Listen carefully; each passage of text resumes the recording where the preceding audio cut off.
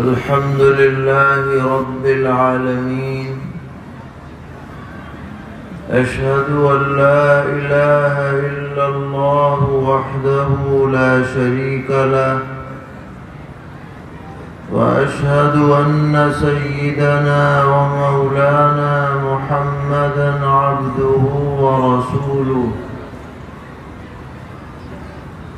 صلى الله تبارك وتعالى عليه وعلى آله وأصحابه وذرياته أجمعين. أما بعد، فأعوذ بالله من الشيطان الرجيم. بسم الله الرحمن الرحيم. ربنا آتنا من لدنك رحمة وهيئ لنا من أمرنا رشدا. صدق الله مولانا العلي العظيم. معزز علماء کرام، طلبہ عزیز، قریب اور دور سے دین کی نسبت پر تشریف لانے والے دانشوران قوم و ملت، فرزندان توحید، اور جہاں تک یہ آواز پہنچ رہی ہے ہماری مائیں اور بہنیں،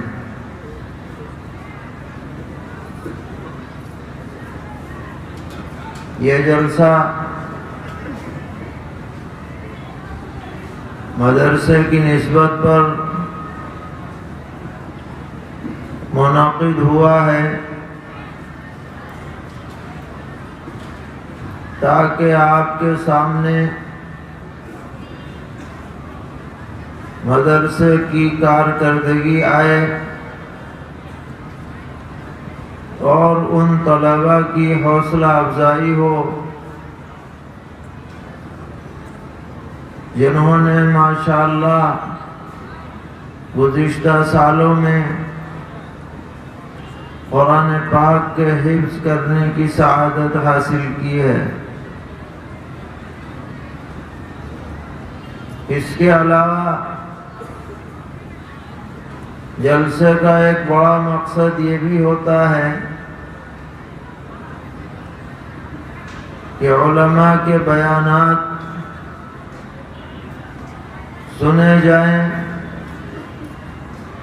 اور سن کر عمل کرنے کی کوشش کی جائے۔ محض بیان کرنا یا محض سننا کافی نہیں ہے، بلکہ بیان کی روشنی میں اپنا جائزہ لینا اور اپنا محاسبہ کرنا ضروری ہے۔ اگر ہم اپنا محاسبہ کریں گے تو یہ جلسے اور بیانات ہماری زندگی میں انقلاب کا ذریعہ بن سکتے ہیں۔ جیسے جیسے زمانہ آگے کی طرف بڑھ رہا ہے، طرح طرح کے فتنے شدت کے ساتھ سامنے آ رہے ہیں۔ سرور عالم صلی اللہ تعالی علیہ وسلم نے فرمایا کہ عن قریب ایسے فتنے آئیں گے جیسے کہ اندھیری رات کے ٹکڑے ہوتے ہیں، کقطع اللیل المظلم، کہ آدمی کے سامنے حق اور باطل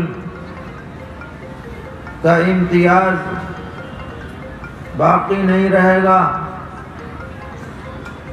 اور ایسی نوبت آئے گی نعوذ باللہ کہ آدمی صبح کو مومن ہوگا اور شام ہوتے ہوتے کافر ہو جائے گا، اور کبھی شام کو مومن ہوگا اور صبح ہوتے ہوتے کفر کی دلدل میں پھنس جائے گا۔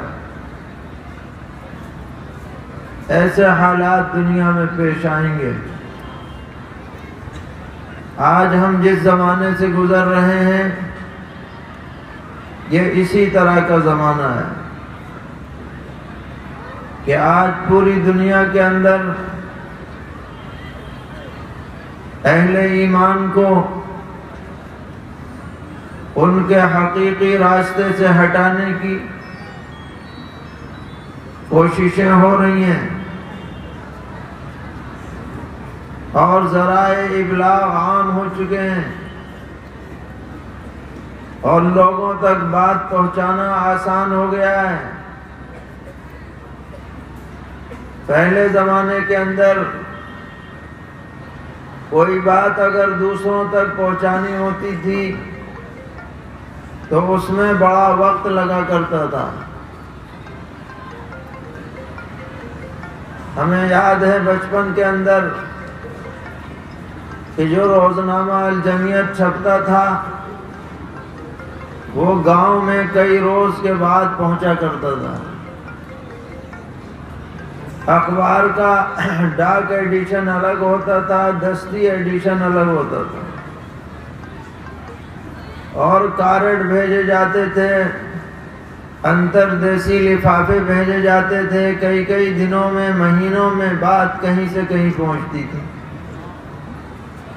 لیکن آج ہم نے اپنی آنکھوں سے یہ بات دیکھ لی کہ سیکنڈ کے اندر ایک بات ساری دنیا کے کونے میں پہنچ جاتی ہے۔ ہمارے استاد تھے حضرت اقدس مولانا ریاست علی صاحب بجنوری رحمۃ اللہ علیہ، وہ فرماتے تھے کہ میں حدیث میں پڑھا کرتا تھا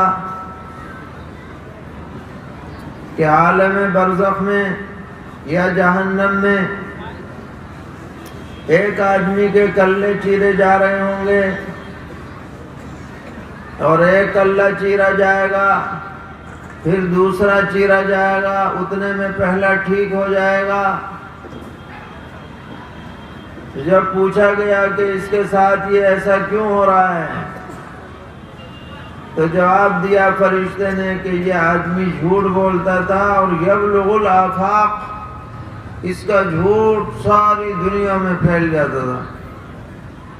تو حضرت فرماتے تھے کہ میں حدیث پڑھتے ہوئے سوچا کرتا تھا کہ ایک آدمی کا جھوٹ ساری دنیا میں کیسے پھیل جائے گا، ایسا کیسے ہو جائے گا۔ لیکن جب سے یہ موبائل آیا اور انٹرنیٹ آیا تو حدیث کی صداقت بالکل عیاں ہو گئی کہ آپ کوئی بھی بات ایک سیکنڈ کے اندر ساری دنیا میں پھیلا سکتے ہیں۔ تو جتنا اچھائیاں پھیلائی جا رہی ہیں اس سے 1000 گنا زیادہ برائیاں پھیلائی جا رہی ہیں۔ آج آپ دیکھ لیجئے، فیس بک ہو، یوٹیوب ہو، انسٹاگرام ہو یا دیگر پلیٹ فارم ہو، آپ کوئی اچھی سی پوسٹ ڈالیں، کوئی ہدایت کی بات ڈالیں، اس کو دیکھنے پڑھنے والے چند ہوں گے یا چند سو ہوں گے، بہت ہو جائیں تو 1000 تک پہنچیں گے، اور کوئی بری بات اس میں ڈال دی جاتی ہے تو منٹوں میں لاکھوں کی تعداد میں اسے دیکھنے سننے والے ہو جاتے ہیں۔ تو یہ سب پلیٹ فارم برائیوں کو پھیلانے کے لیے سب سے بڑا ذریعہ بن چکے ہیں، اور ہر طرح کی برائیاں ان کے ذریعے سے عام ہو رہی ہیں۔ فواحش بھی عام ہیں اور فکری گمراہیاں بھی عام ہیں۔ ایسے ایسے لوگ بیٹھے ہوئے ہیں جو دیکھنے میں ایسا لگتا ہے ان سے بڑا کوئی محقق نہیں ہے، ان سے بڑا کوئی عالم نہیں ہے، بڑی بڑی کتابیں دائیں بائیں رکھ کے بیٹھے ہیں اور سندوں پہ ذکر ہو رہا ہے، اسماء و رجال پہ ذکر ہو رہا ہے، اور بالکل غلط بات، احادیث کی غلط تشریحات ہو رہی ہیں، واقعات کا غلط مطلب نکالا جا رہا ہے، اور جو ناواقف لوگ ہیں انہیں دیکھنے یا سننے والے وہ ان سے متاثر ہو رہے ہیں۔ ایسے لوگ سینکڑوں ہزاروں کی تعداد میں ان پلیٹ فارموں میں موجود ہیں۔ ایسے ماحول میں ہمیں سمجھنا پڑے گا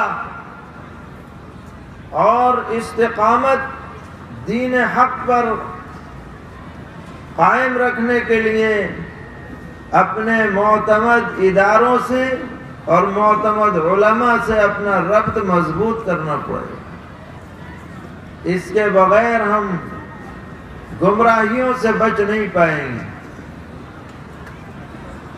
وہ ادارے جو دسیوں سال سے حق کا امتیاز بن چکے ہیں اور جنہوں نے دین حق کو پھیلانے کے لیے قربانیاں دی ہیں، اور وہ علماء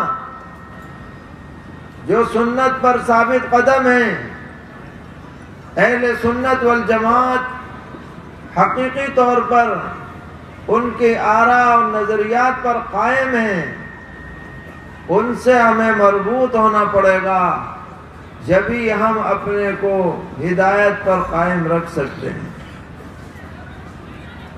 اللہ تبارک و تعالی نے ہمارے اس بر صغیر میں محض اپنے فضل و کرم سے ہمارے اکابر دیوبند رحمہم اللہ کو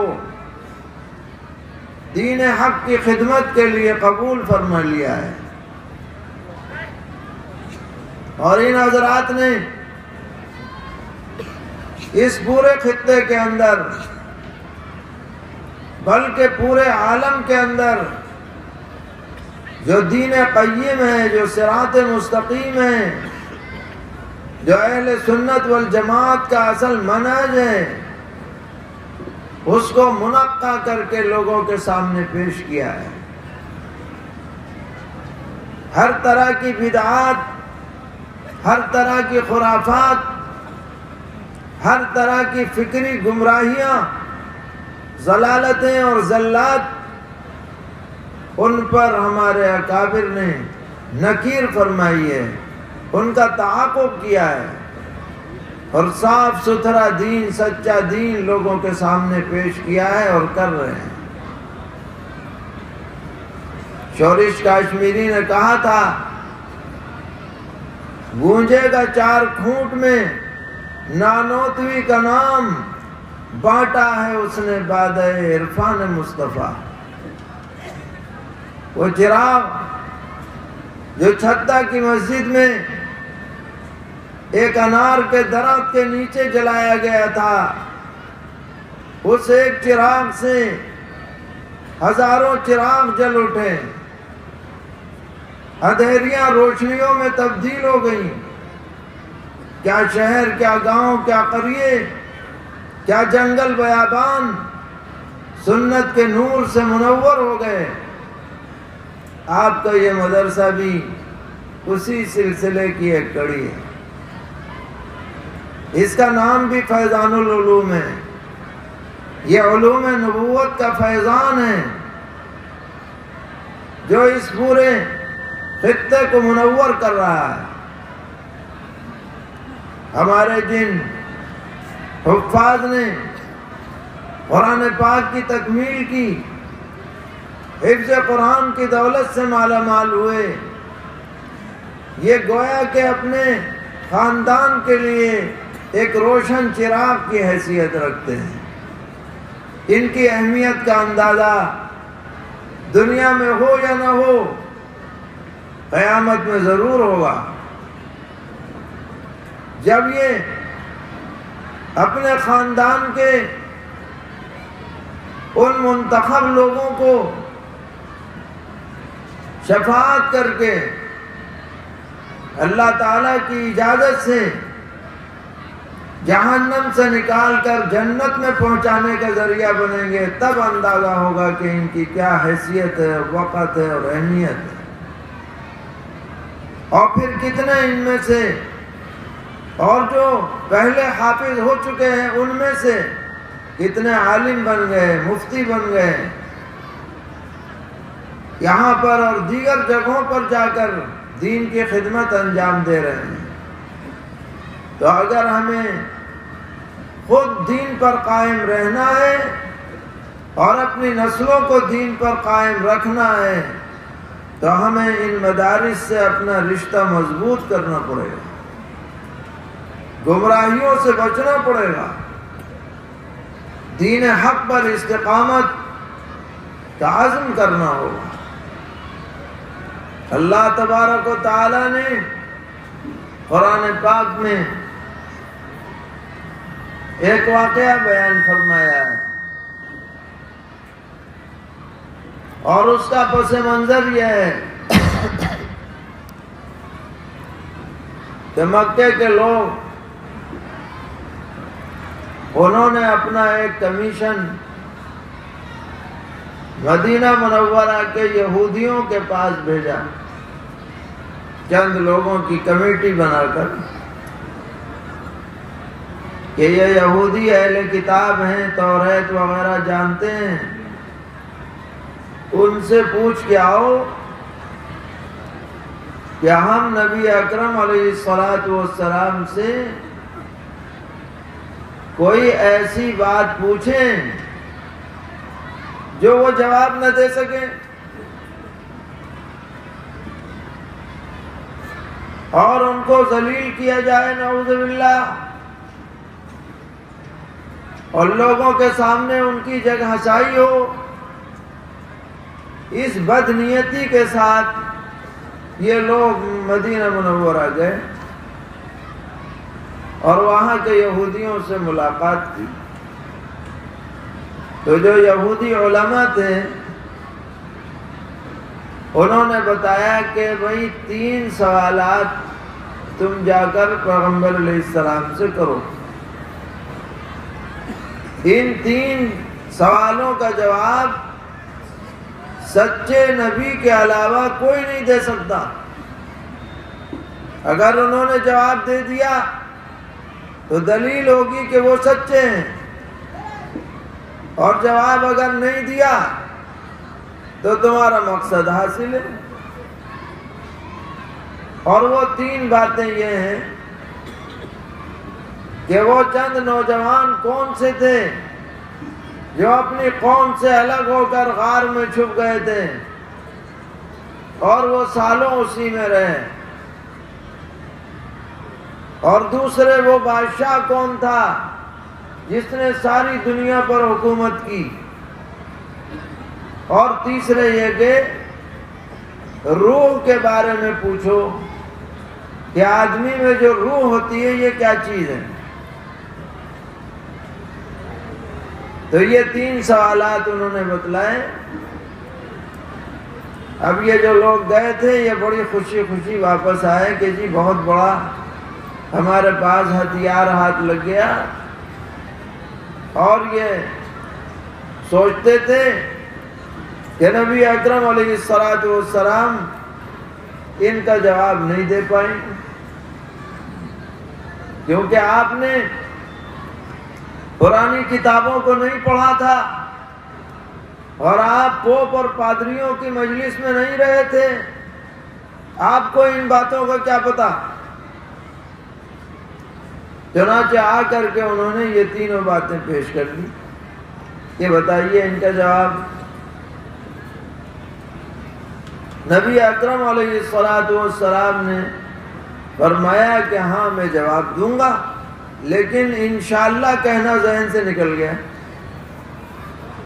آپ کو یقین تھا کہ اللہ تعالیٰ ہمیں بتائیں گے وحی کے ذریعے، اور جب بتائیں گے تو ہم ان کو بتا دیں گے۔ لیکن اللہ تبارک و تعالی نے آپ کو تنبیہ فرمائی، اور سورہ کہف کے اندر ایک آیت نازل فرمائی، وَلَا تَقُولَنَّ لِشَيْءٍ إِنِّي فَاعِلٌ ذَلِكَ غَدًا إِلَّا أَن يَشَاءَ اللَّهُ، کہ آپ کسی سے بھی کوئی وعدہ اگر کریں کہ میں کل ایسا کروں گا تو آپ انشاءاللہ ضرور کہہ لیا کریں۔ آپ کے واسطے سے ہم سب کو یہ نصیحت ہے کہ ہم کسی سے اگر وعدہ کریں تو انشاءاللہ کہہ لیں، اس کا اہتمام رکھیں۔ خیر، تنبیہ کے طور پر چند دن وحی نازل نہیں ہوئی، مشرکین نے بغلیں بجانی شروع کر دیں کہ لمحہ پتہ نہیں چلا، لیکن پھر اللہ تعالیٰ نے تینوں باتوں کا جواب خود قرآن پاک میں نازل فرمایا۔ وہ نوجوان جو اپنی قوم سے الگ ہو گئے تھے، ان کے بارے میں فرمایا کہ یہ لوگ الگ ہوئے اور انہوں نے اللہ تعالیٰ سے یہ دعا فرمائی۔ وہ دعا ہی اصل میں ہمیں آپ کو سنانی ہے اور یاد کرانی ہے۔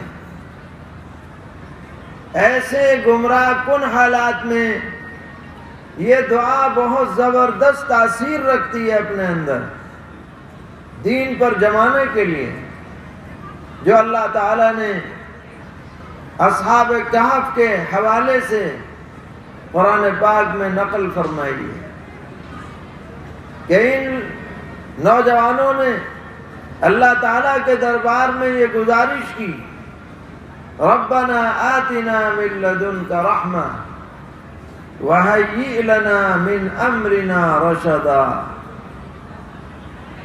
اے ہمارے رب، آپ ہمیں اپنی طرف سے رحمت سے نواز دیجئے، یعنی ایمان کی دولت سے نوازیے۔ ایمان سے بڑی کوئی رحمت نہیں ہے، اور آپ ہمیں ہمارے معاملے کے اندر ہمیں رشد و ہدایت سے مالا مال فرمائیے، اسی پر ہماری زندگی ہو، اسی پر موت آئے۔ یہ نوجوان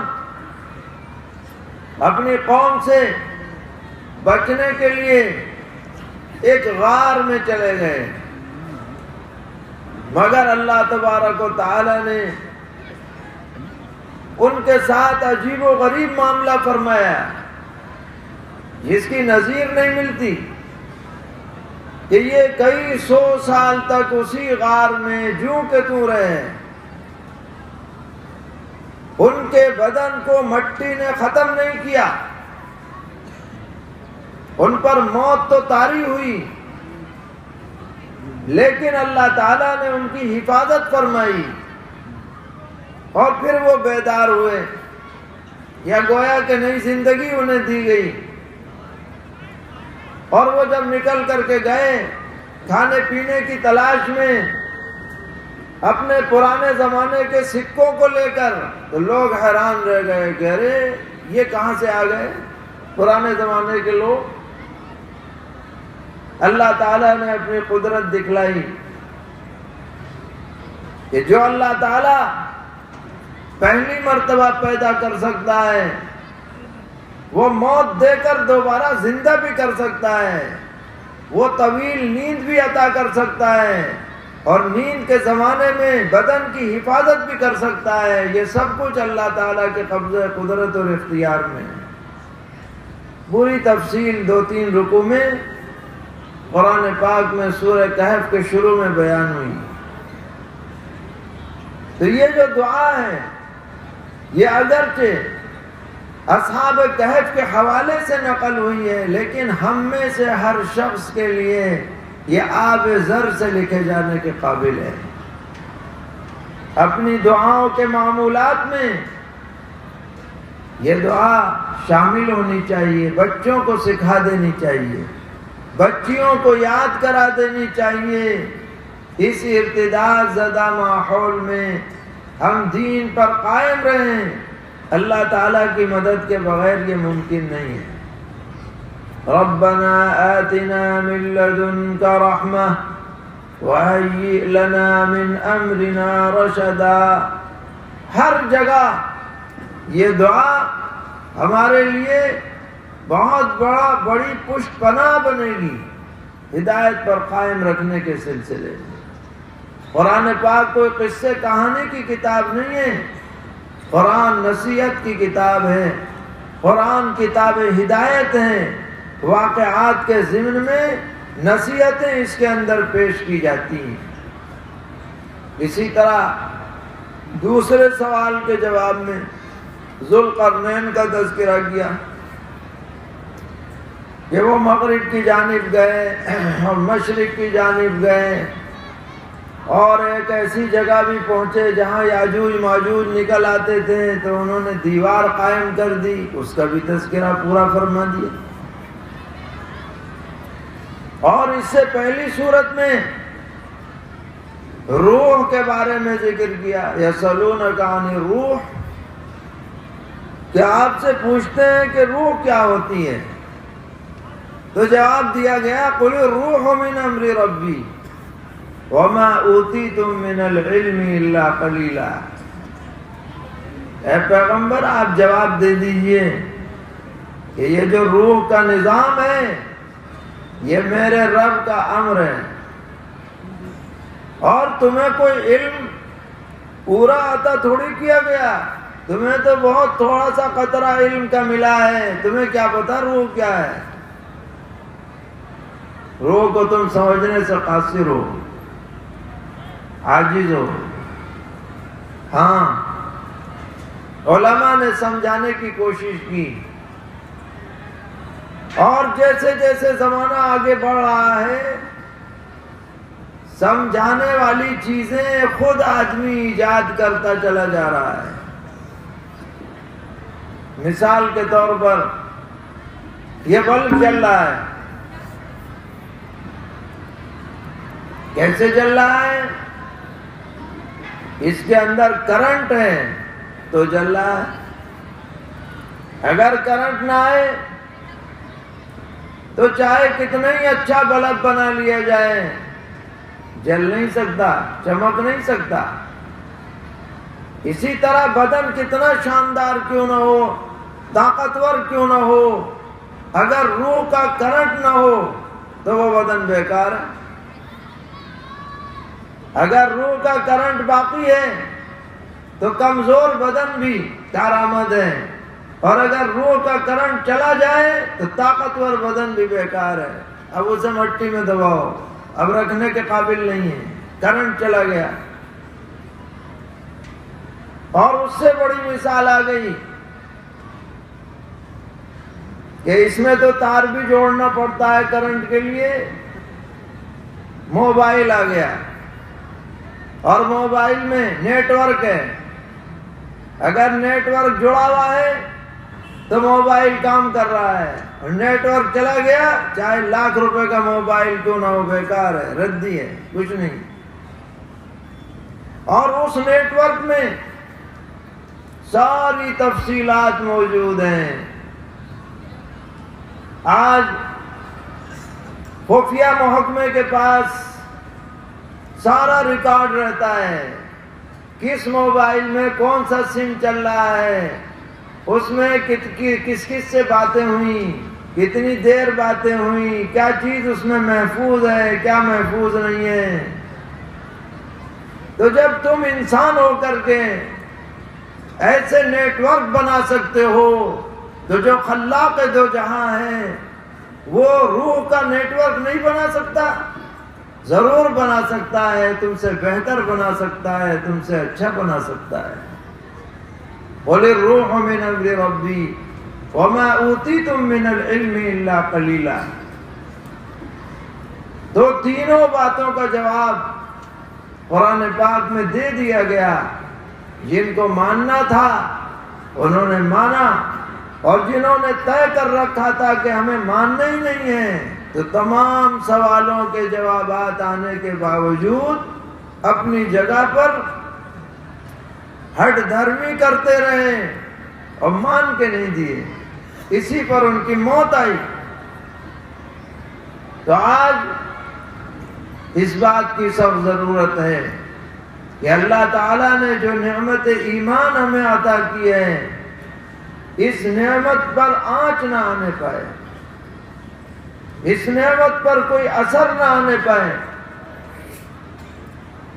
ہزار کوششیں کی جائیں ہمارے ایمان پر اثر انداز ہونے کی، لیکن ہم پہاڑ کی طرح ایمان پر ثابت قدم رہیں، ہمارا بچہ ہمارے گھر کے تمام لوگ، ہماری نسل کے لوگ، اس کے لیے یہ مدارس و مکاتب کا نظام قائم کیا گیا ہے تاکہ ایمان کی حفاظت ہو، اہل حق علماء سے لوگوں کا ربط ہو، دین پر ثبات قدمی ہو۔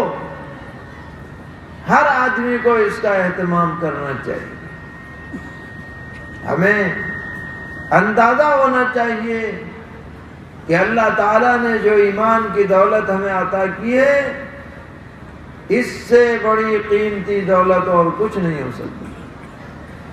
قرآن پاک میں اللہ تعالیٰ نے دعا تلقین فرمائی، ربنا لا تزغ قلوبنا بعد اذ هديتنا وهب لنا من لدنك رحمة إنك أنت الوهاب۔ اے ہمارے رب، ہمیں ہدایت سے نوازنے کے بعد ہمارے دلوں میں کجی مت پیدا کیجیے، اور اپنی جانب سے خاص طور پر ہمیں رحمت عطا کیجیے، بے شک آپ بہت نوازنے والے ہیں۔